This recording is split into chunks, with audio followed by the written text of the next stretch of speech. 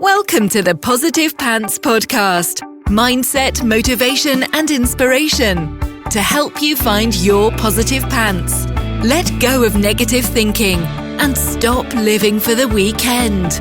With your host, Fran Excel. As always, Fran Excel, mindset coach, helping you find your very own pair of positive pants so you can get out of your own way and live a life that you really, really love. Today, I am going to be talking about why multitasking is bad and also why you don't have time for it. Bit of a weird one, right? So do you wear your ability to multitask as a bit of a badge of honor?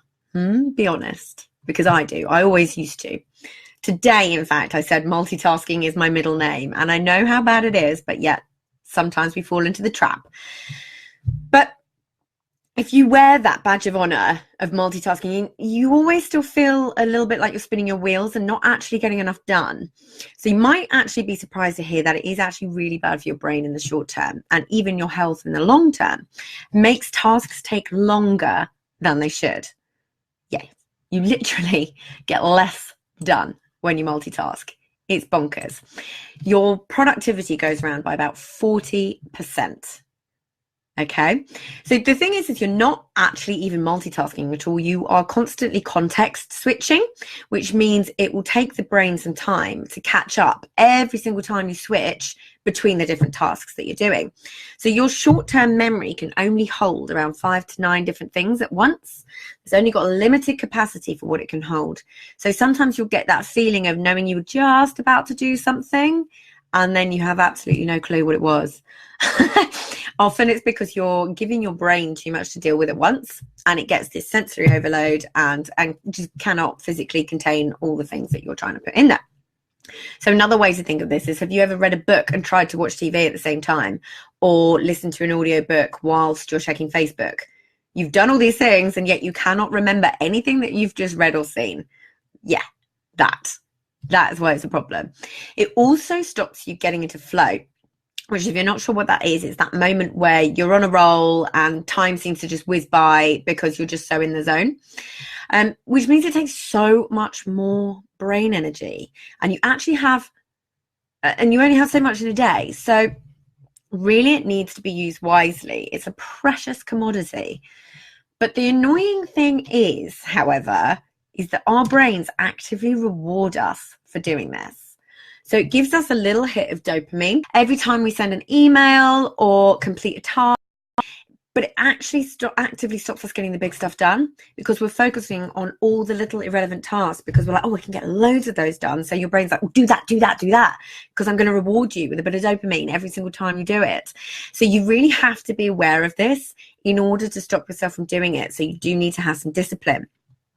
What it also does is help you, it means that you're lacking focus.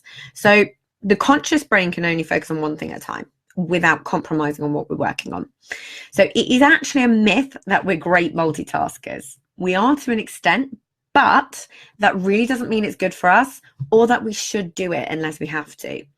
A Harvard study on multitasking actually showed that students' IQ reduced to the level of an 8-year-old. It literally makes you less smart. Multitasking can reduce your IQ by up to 15 points. Crazy, right? But it's also more stressful. At the same time, you're pumping cortisol, which is the stress hormone, through your body, which has a detrimental effect on your health in the long run.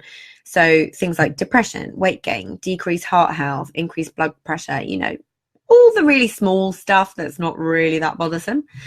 So multitasking is literally bad for your health. Plus, it is really mentally exhausting. It makes you a lot more mindless than mindful. And we know how I feel about mindfulness and how unwoo-woo it is. You really actively stop noticing what's going on around you. Mindfulness is the antidote to mindlessness. So mindlessness is doing all those things without even really paying attention, like on social media and doing all those things that you don't even think about doing. It's also a great stress buster. So the less you're being mindful, the less attention you're giving to what's going on around you, and the more stress you'll feel and the less detail you'll see. So things can and will get missed because you're not concentrating. So you'll also literally start missing out on life because your attention is everywhere else other than where it needs to be. So what that also does in the long run is it causes mistakes. And in the short term, your brain has a finite amount of attention to give to one task. So when you're not concentrating, that's when all the mistakes start to happen. But you're not paying enough attention, so you won't even notice for a while. And then when you do, you'll be frustrated and then spend even more time correcting it. So it actually slows you down. It takes more time when you're trying to do multiple things. All right. So that is a little bit of an explanation of why it's bad. But as it's me, and I like to be actionable, so here are a few helpful things that you can do to stop multitasking and actually start getting stuff done. So if you're a procrastinator, these will also help. So number 1, eliminate distractions. Okay, you're not going to like me for this one to start with, but you will thank me in the long run. Turn off your phone's notifications. Set them to do not disturb. Even if you tell yourself you won't look at them, when you see them popping up, the damage has already been done. It will be in the back of your mind and you will have such FOMO and be so desperate to check them right now. So your mind's going to be elsewhere. So do you see how this doesn't help?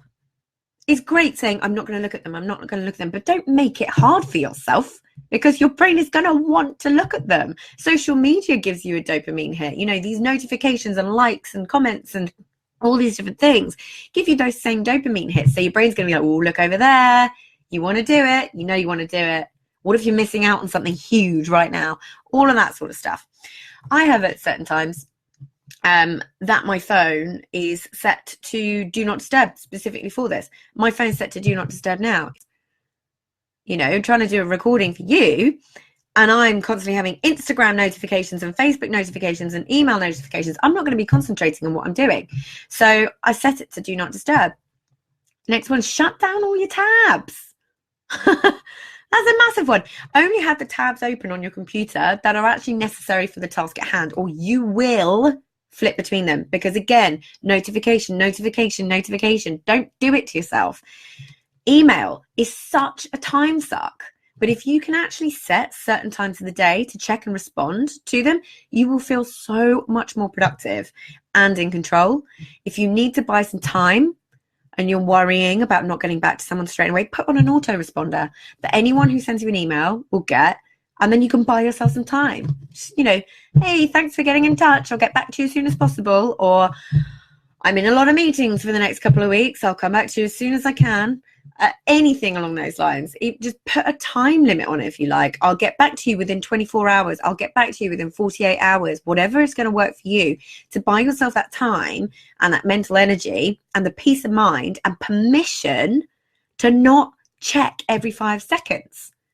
All right, that is gold dust, that one. So the next one I'm a massive fan of is schedule your time in. So you can use the example I've just mentioned regarding your emails, but you can also do this with every area of your business and your life. Schedule in time for your social media, time for your content creation, time for responding to notifications. You'll soon find how much more efficient and in control that you feel. Because when we're multitasking, it takes us that extra bit of time to get back into what we were doing. It takes more time to get back into it than it's taken us to check the notification. It's pointless. You have to train yourself into this. It's not an overnight one. So ask loved ones and spouses and kids for peace and quiet at these particular times too, and let them know what you're up to, because they're going to be much less likely to interrupt if they know that you'll be finished sooner if they leave you alone. You know, it's almost like that little bit of bribery to sort of say, right, if you let me do this for 1 hour, I'll be a lot quicker. I'll actually get it done, and then I'll be able to play, massage your feet, have a glass of wine, whatever you want to do. And then my other tip is try batching instead. Batching is my best friend, but it's also a brain's friend too. You can do this in 2 ways. One, batch the same task and do several of the same thing so you get ahead of yourself. So for example, write 4 blogs in 1 time slot, or schedule out your Instagram post, whatever it may be, whatever you're up to. But you can also batch similar tasks together because you won't be context switching as much, and your brain will love you for it.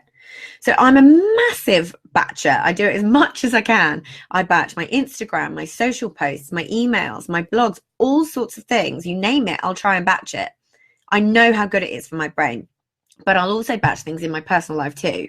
If I've got errands to run, I'll batch them into a particular time slot and get them all done at once.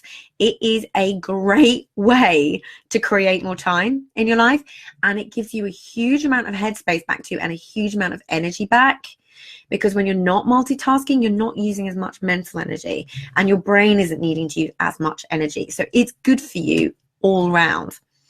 Now, all of this is just a really simple shift in awareness and how you're thinking to help yourself become more efficient. Okay, feel less overwhelmed, less stressed, be more productive. Let go of that myth of being great at multitasking and say hello to new levels of actually getting stuff done. That's the main part of this that we need. Multitasking was a huge, huge thing. I wore it as a badge of honor. Absolutely. I always have. It's always been such a big part of who I was, in inverted commas. Fran, give that to Fran. Fran's great at multitasking. And I was. But learning all this stuff, I've become 10 times more efficient. I procrastinate less. I get more stuff done. Like, it's saved me from meltdowns, those moments when you're trying to do all the things. Today was difficult because this is my one day in between a week off and then 4 days. So multitasking has been my middle name today, but I've not enjoyed it, which is funny because it always was such an area that I was happy in. So I'm hoping that has been really, really helpful for you guys. And I am here. You can reach out to me if you want to work one-on-one and things like that, so I can keep you accountable. I can help you get everything on order, all of these different things, and get you through all those mindset gremlins that we need to tame. So this is one of them.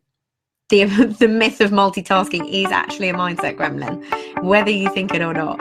So let me know. You can always pop me an email on hello@franexcel.com and I will come straight back to you. Maybe within 24 hours or 48 hours, who knows?